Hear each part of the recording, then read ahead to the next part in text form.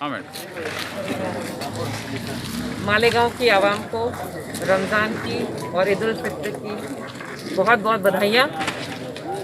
पर जैसा कि आप सब जानते हैं, हमारा देश आज एक बड़े मुश्किल वक्त से गुजर रहा है।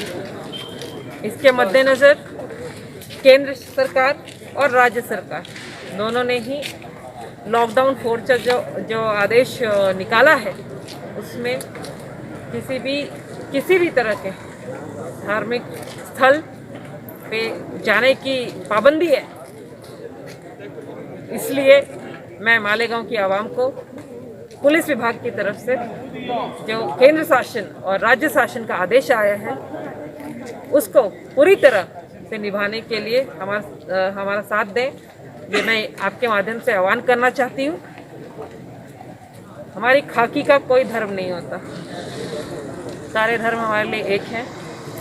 और इस आदेश जो केंद्र शासन और राज्य शासन ने निकाला है, उसमें भी क्लियरली किसी भी धर्म को एक्सक्यूज़ या एक्सेप्शन न करते हुए हर धर्म के लिए बहुत साफ तरीके से जो उसमें लिखा है या बोला गया है, वो यही है कि कोई भी किसी भी तरह का त्यौहार मनाने के लिए बाहर न निकले। ये हमारा सबसे बड़ा त्यौहार है, लेकिन प्लीज़ इसको घर में रह के ही मनाएं। आपकी सुरक्षा के लिए हमने यहाँ पे पुलिस फोर्स पूरे 24 घंटे के लिए तैनात की है।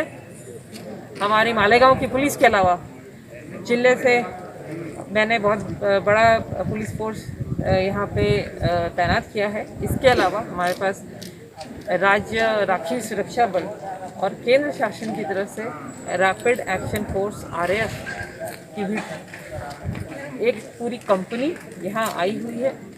ये सब आपकी सुरक्षा की जवाबदारी हमारे हाथ में है, इसलिए हमने ये फोर्स यहाँ तैनात किया है।